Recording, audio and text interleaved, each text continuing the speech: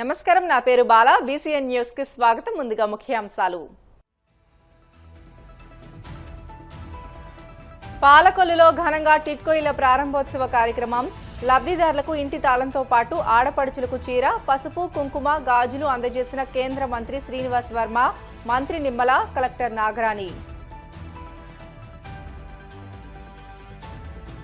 అప్పారావుపేటలో PMAY 2.0 ఇంటి గృహ ప్రవేశంలో పాల్గొన్న ఏలూరు జిల్లా కలెక్టర్ వెట్రిసెల్వి, ఎమ్మెల్యే ధర్మరాజు. పేదవాడి సొంత ఇంటి కలను సాకారం చేసే దిశగా కూటమి ప్రభుత్వం కృషి చేస్తుందని వెల్లడి.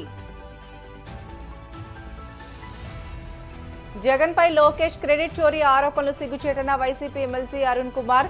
జగన్ పథకాలు కాపీ కొడుతూ ఆయనపైనే విమర్శలు చేస్తున్నారని ధ్వజం.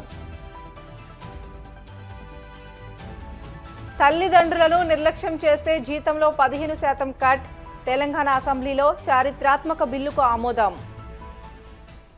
పశ్చిమ గోదావరి జిల్లా పాలకొల్లులో మంత్రి నిమ్మల రామానాయుడు ఆధ్వర్యంలో టిట్కో ఇళ్ల ప్రారంభ కార్యక్రమం ఘనంగా జరిగింది.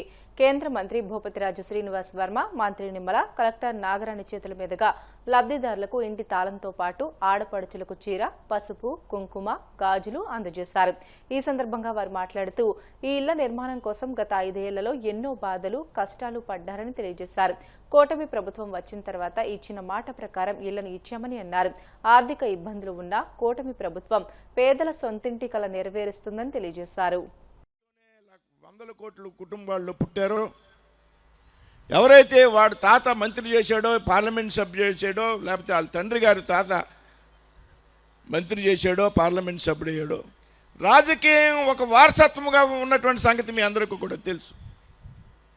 ఇవాళ కూటమిలో ఉన్నటువంటి పార్టీలు, అది బీజేపీ కానీ, తెలుగుదేశం కానీ, జనసేన కానీ, అనేక మంది కొత్త నాయకత్వాన్ని ప్రోత్సహిస్తూ సామాన్య కుటుంబాలకు చెందినటువంటి వ్యక్తులు, ఎవరైతే సామాన్య కుటుంబాల్లో పుట్టి మీతో, ప్రజలతో, అందరితో కూడా కలిసి మెలిసి పనిచేసి వారి సాధక బాధకాల మీద అవగాహన ఉన్నదో, ఆలోచన ఉన్నదో, అటువంటి వారిని ప్రజాప్రతినిధులుగా చేసినటువంటి కారణంగా ఇవాళ నిమ్మల నారాయణరాయుడు గారు రాష్ట్రంలో మంత్రిగా ఉన్నారు, నేను కేంద్రంలో మంత్రిగా ఉన్నాను. మేము ఇలాంటి సాధారణ కుటుంబాల్లో పుట్టాం. మీ యొక్క ప్రతి కష్టం మీద ఆలోచన ఉంది. మీ ఆశయాలకు అనుగుణంగా పనిచేయడం మా లక్ష్యం, అది మా బాధ్యత. ఇవాళ ఆయన రాష్ట్ర మంత్రిగా ఉంటే, నేను కేంద్ర మంత్రిగా ఉంటే ఇదేదో మా నెత్తిన కిరీటం ఉన్నది, ఇదొక పెద్ద పదవి, అధికారం అనుభవించాలి అని కనుక ఆలోచన కనుక మాకు ప్రారంభమైతే ఆ రోజే మా పతనం ప్రారంభమవుతుంది అనేటువంటి విషయాన్ని కూడా నేను మీ అందరి ముందు ఉంచుతాం. రాబోయేటువంటి రోజుల్లో కూడా రామానాయుడు గారు నేను మంచి మిత్రులు. ఆయన శాసనసభ్యుడు అవ్వకముందు, రాష్ట్ర మంత్రి అవ్వకముందు మేము డిఎన్ఆర్ కాలేజీలో కలిపి చదువుకున్నాం. ఆ రోజుల్లో కూడా విద్యార్థి సంఘాల్లో 2 వేరు సంఘాల్లో చురుగ్గా పనిచేసాం విద్యార్థుల హక్కుల కోసం. ఆ తర్వాత యువజనోద్యమాల్లో పేర్కొన్నారు. ఆ తర్వాత ఆయన తెలుగుదేశం పార్టీలో పనిచేశారు, నేను భారతీయ జనతా పార్టీలో పనిచేశాను. ఇవాళ మేము గర్వంగా చెప్పుకుంటాం, నేను కానీ రామానాయుడు గారు కానీ. ఏనాడైతే తెలుగుదేశం పార్టీ సాధారణ కార్యకర్త సభ్యత్వం స్వీకరించాడో ఆనాటి నుండి కష్టం వచ్చినా, సుఖం వచ్చినా మీ అందరితో కూడా కలిసి పనిచేస్తూ అవకాశాలు వచ్చినా, నాకు తెలుసు రామానాయుడు గారు మీకు ఎప్పుడు చెప్పుండరు. 19లో ఆయన శాసనసభ్యుడైతే అప్పటికి అధికారంలో వచ్చినటువంటి ప్రభుత్వం ఆయన్ని మభ్యపెట్టడానికి, ప్రలోభ పెట్టడానికి, నీకు ఉన్నతమైనటువంటి స్థానం ఇస్తానని లోబర్చుకోవడానికి ప్రయత్నం చేసి, బెదిరింపులు చేసి, హెచ్చరికలు చేసి లోబర్చుకోవడానికి ప్రయత్నం చేసినా నా తుది శ్వాస వరకు తెలుగుదేశం పార్టీలో ఉంటా, పాలకొల్లు నియోజకవర్గ ప్రజలు నాతో ఉంటారు అనేటువంటి చెప్పినటువంటి వ్యక్తి. అదేవిధంగా నేను చదువుకునే రోజుల్లో భారతీయ జనతా పార్టీలో జాయిన్ అయ్యాను. భారతీయ జనతా పార్టీకి దేశంలో 2 పార్లమెంటు స్థానాలు. భారతీయ జనతా పార్టీ భవిష్యత్తులో అధికారంలోకి వస్తుందని, మేము ఎంపీలు అవుతామని, కేంద్ర మంత్రులు అవుతామని ఆలోచన మాకు లేదు. ఆయన సిద్ధాంతాన్ని నమ్మారు, నేను సిద్ధాంతాన్ని నమ్మా. ఈ పార్టీ వల్ల దేశానికి భవిష్యత్తులో మంచి జరుగుతుంది, ధర్మబద్ధమైనటువంటి పాలన వస్తుంది ఈ పార్టీతో అని కాలేజీ చదువుకునే రోజుల్లో 37-38 సంవత్సరాల క్రితం జాయిన్ అయ్యాం. ఎన్ని అవకాశాలు వచ్చినా భీమవరంలో అనేక సందర్భాల్లో మున్సిపల్ కౌన్సిలర్గా పనిచేసాం, మున్సిపల్ పోటీ నెగ్గాం, మున్సిపల్ చైర్మన్ చేయడానికి అవకాశం వచ్చింది. పెద్దలు కౌరం పేరు మాట్లాడారు. ఏనాడు కూడా చివరి వరకు భారతీయ జనతా పార్టీలో ఉంటామో, అధికారం వచ్చినా రాపోయినటువంటి. ఇది ఎందుకు చెప్తున్నానంటే గొప్ప కోసం చెప్పట్లే. మా నిబద్ధత అటువంటి, మాకున్నటువంటి నిబద్ధత, మాకున్నటువంటి కమిట్మెంట్. అవకాశాల కోసం ఎదురు చూడం మేము. ఎన్ని ఇబ్బందులు పడ్డా ప్రజల కోసం పనిచేస్తాం అనేటువంటి విషయాలు మేము చెప్తా ఉన్నాం. స్టూడెంట్స్ ఉద్యమాల కారణంలోనే అనేక సందర్భాల్లో పోలీసులు దెబ్బలు తిన్నటువంటి వ్యక్తులు మేము. నేను కానీ రామానాయుడు గారి కానీ అనేక సందర్భాల్లో జైలుకి వెళ్ళినటువంటి వ్యక్తులు మేము.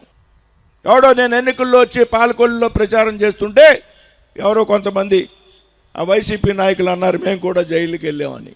రామానాయుడు గారు నేను వెక మీద ఉంటే, అరే మీరంతా జైలుకి వెళ్ళింది ప్యాకెట్లాడి మద్యం అమ్మి దొంగసారా అమ్మి వెళ్ళారు, కోడి పందాలేసి. మీరేమి సమరయోధులు కాదు, జోగాలాడి వెళ్ళారు. కానీ మేము జైలుకి వెళ్ళింది విద్యార్థుల యొక్క సమస్యల మీద, యువజనుల యొక్క సమస్యల మీద, ప్రజల యొక్క సమస్యల మీద వెళ్ళామని చెప్పారు. కాబట్టి రామానాయుడు గారు ఒక ప్రత్యేకత కలిగినటువంటి మనిషి. నేను ఈవేళ భీమవరంలో ఉంది ఇదే కార్యక్రమం తాడేగల్లిగూడెంలో ఉంది. నేను భీమవరంలో పాల్గొవచ్చు. కానీ రామానాయుడు గారు అడిగిన వెంటనే రామానాయుడు గారు ఒక కార్యక్రమం తలపెట్టారు అంటే అది ఎంత అద్భుతంగా చేస్తారనేటువంటి విషయం నాకు ఆలోచన ఉంది. డయాస్ నిర్వహణ కాంచి ఒక ప్రారంభోత్సవం కానీ శంకుస్థాపన కానీ ఇవాళ రాష్ట్రంలో ఎక్కడైనా కానీ 175 నియోజకవర్గాల్లో ఇంటితో పాటు ఆడపడుచులకు పసుపు కుంకుమ చీర ఇచ్చినటువంటి నియోజకవర్గం ఏదైనా ఉన్నది అంటే అది కేవలం పాలకొల్లు అసెంబ్లీ అనేటువంటి విషయం గుర్తుపెట్టు. దయవుంచి అందరూ కూడా, ఎందుకంటే 10,000 మందికి భోజనాలు చేసాం, అయినా ఇప్పుడు 5 సంవత్సరాలు మనం పోరాడాం. 25 కేసులు పెట్టారు మా మీద. అంటే ఇందాక మన వర్మ గారు చెప్పినట్లుగా 2019కి ముందు నా మీద ఒక్క కేసు కూడా లేదు. కానీ 19 తర్వాత 25 కేసులు పెట్టారు. మరి మీకోసం ఎంత పోరాడాం, ఎంత ఉద్యమించాం. అంతే దయవుంచి లేడీస్ ఏమ్మా, మనం ఎంతో ఉద్యమించాం. ఆ రోజు కూడా కొంతమందిలో ఉద్యమించకే 640 ఇళ్ళు పోగొట్టుకున్నారు పెదగొరువులు. ఇప్పుడు నా దగ్గరికి వచ్చి మా ఇల్లు తీసేసుకుని స్థలం ఇచ్చారని అంటున్నారు. ఇట్లాగే మనం దేనికోసం వచ్చామో దాని మీద పోరాడే తత్వం అలవాటు చేసుకోవాలి మీరందరూ కూడా.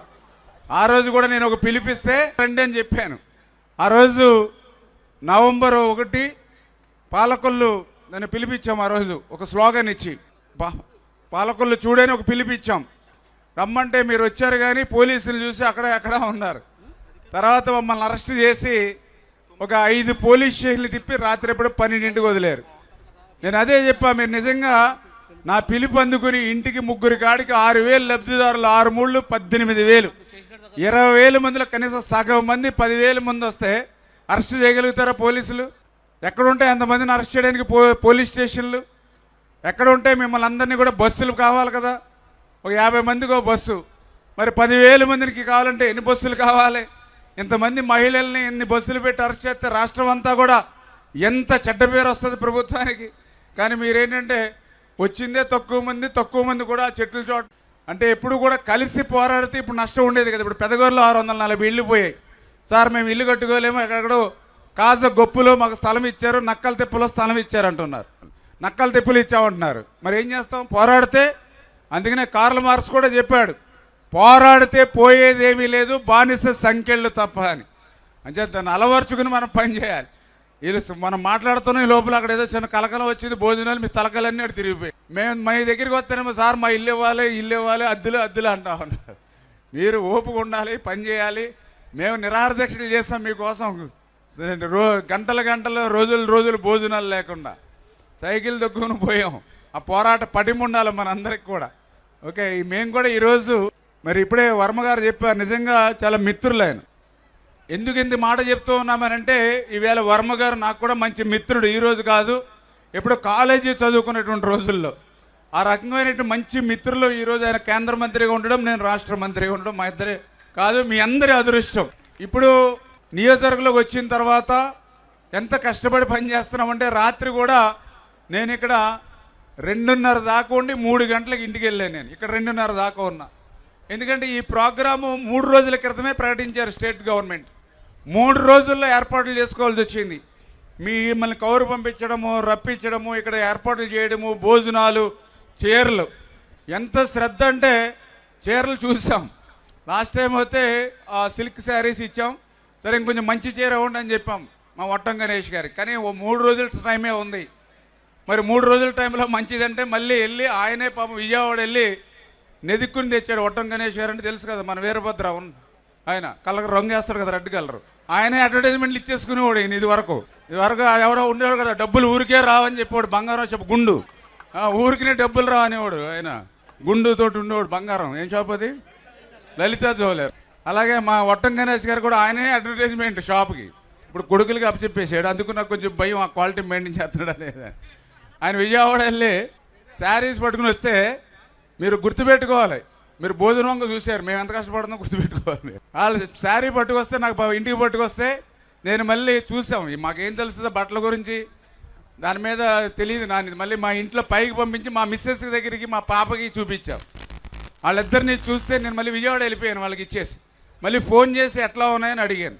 తర్వాత మళ్ళీ ఒట్టం గణేష్కి తెలియదు కానీ నేను మళ్ళీ గణేష్కి తెలియకుండా మళ్ళీ మా ఆఫీసుల చేత మన సరస్వతి టెక్స్టైల్ రాము దగ్గరికి పంపించా. మళ్ళీ సరస్వతి టెక్స్టైల్స్ రాము గారి దగ్గర పంపించా. దీని క్వాలిటీ పరిస్థితి ఏంటి, దీని పరిస్థితి ఏంటని.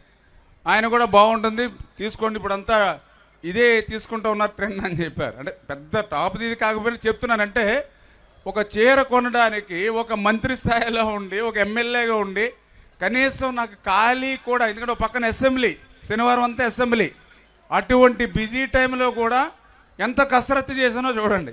అంటే రాత్రి 3 దాకా ఇక్కడ ఉండి భోజన ఏర్పాట్లు అన్నీ చూసుకుని మళ్ళీ ఈ ఏర్పాట్లు ఇంత ఘనంగా చేసాం. అంటే ఇట్లా ఎంపీ గారు కానీ మేము కానీ ఇట్లా కష్టపడేటువంటి మనుషులు మీ గురించి. ఏలూరు జిల్లా ఉంగుటూరు మండలం అపారావుపేట గ్రామంలో సోమవారం ప్రధానమంత్రి ఆవాస్ యోజన 2.0 కార్యక్రమంలో నిర్మాణం పూర్తయిన ఇంటికి సంబంధించి గృహప్రవేశ కార్యక్రమంలో జిల్లా కలెక్టర్ కె వెట్రిసెల్వి స్థానిక ఎమ్మెల్యే ధర్మరాజుతో కలిసి పాల్గొన్నారు. ఈ సందర్భంగా గ్రామంలో తానింకి నాగలక్ష్మి PMAY 2.0 కింద ప్రభుత్వం అందించిన 2,30,000 రూపాయల సహకారంతో సొంత స్థలంలో నిర్మించుకున్న గృహాన్ని కలెక్టర్ వెట్రిసెల్వి, ఎమ్మెల్యే ధర్మరాజు ప్రారంభించి లబ్ధిదారుని కుటుంబ సభ్యులకు నూతన వస్త్రాలను అందించి ఇంటి తాళాన్ని అందజేశారు. ఈ సందర్భంగా ఎమ్మెల్యే ధర్మరాజు మాట్లాడుతూ పేదవాడి సొంత ఇంటి కలను సాకారం చేసే దిశగా కూటమి ప్రభుత్వం కృషి చేస్తుందని తెలియజేశారు. జగన్మోహన్ రెడ్డి క్రెడిట్ చోరీ చేస్తున్నారంటూ మంత్రి లోకేష్ విమర్శలు చేస్తున్నారని, అసలు క్రెడిట్ చోరీకి బ్రాండ్ అంబాసిడర్ ఆయన తండ్రి చంద్రబాబే అన్న విషయం గుర్తుపెట్టుకోవాలని వైసీపీ ఎమ్మెల్సీ మొండితోక అరుణ్ కుమార్ హితవు పలికారు. టీడీపీ పెట్టినప్పుడు చంద్రబాబు ఎక్కడున్నారు, ఎన్టీఆర్ కు వెన్నుపోటు పొడిచి పార్టీని ఎలా లాక్కున్నారు, ఆ తర్వాత ఎన్డీఏలో చేరి ఆ తర్వాత బయటకు వచ్చి మోడీపై చంద్రబాబు చేసిన విమర్శలు లోకేష్ కు గుర్తులేవా అని ప్రశ్నించారు. ఇప్పటికీ జగన్మోహన్ రెడ్డి పెట్టిన పథకాలకు పేర్లు మార్చి వాడుకుంటున్న చంద్రబాబుకు ఏమాత్రం రాజకీయ విలువలు లేవని దుయ్యబట్టారు. పార్టీ పొత్తులు లేకుండా పోటీ చేసిన సందర్భం ఉందా? మీరు చెప్తున్నారు కదా, మేము స్ట్రైక్ రేట్తో గెలిచాం, 57% ఓట్లు సాధించామని చెప్తున్నారు కదా. మీరు చెప్తుంది ఇదేనా? ఎత్తులు పై ఎత్తులు, అవతల వాళ్ళని ఎలా తొక్కేయాలి, అవతల వాళ్ళకి ఎలా పొడి చేయాలి, ఏ విధంగా అధికారంలోకి వచ్చేయాలి అని చెప్తుంది ఇదేనా? మాట్లాడితే ఏం చెప్తున్నారు ఈరోజు లోకేష్ గారు, చంద్రబాబు నాయుడు గారు? మేము యునైటెడ్ ఫ్రంట్లో ఉన్నాం, ఎన్డీఏలో ఉన్నాం, యూడీలో ఉన్నాం అని ఈయో చెప్తున్నారు కదా. మరి ఎన్డీఏలో ఉండి మళ్ళీ ఎన్డీఏలో జాయిన్ అయ్యి మళ్ళీ వెనక్కి వచ్చేసింది ఎందుకు వచ్చారు? ఎందుకు ఎన్డీఏలో ఉండి మళ్ళీ ఎన్డీఏలో వెనక్కి వచ్చేశారు? మళ్ళీ ఎన్డీఏలో ఎందుకు జాయిన్ అయ్యారు? ఏమన్నా ఒక్కసారి ఎవరు వివరిస్తారా? ఎన్డీఏలో బయటకు వచ్చిన తర్వాత ఇదే చంద్రబాబు నాయుడు గారు మోడీ గారి గురించి ఏమన్నారు? మోడీ గారు ఒక టెర్రరిస్ట్ అనలేదా? మోడీ గారిని హార్డ్ కోర్ టెర్రరిస్ట్ అని చంద్రబాబు నాయుడు అనలేదా? మోడీ అనేవారు ఈ దేశ సంపదని కూనీ చేస్తున్నాడు, అన్యాయం చేస్తున్నాడు అని చంద్రబాబు నాయుడు గారు విమర్శించలేదా? మోడీ అన్నవారు అసలు మోడీకే ఫ్యామిలీ లేదు, భార్య లేదు, తలాక్ లేదు, రాజకీయ విలువ లేదు, కుటుంబ విలువ లేదని చెప్పి పర్సనల్గా చంద్రబాబు నాయుడు కామెంట్ చేయలేదా? బ్రిటన్లో షార్ట్ బ్రేక్ తీసుకుందాం. Stay with us.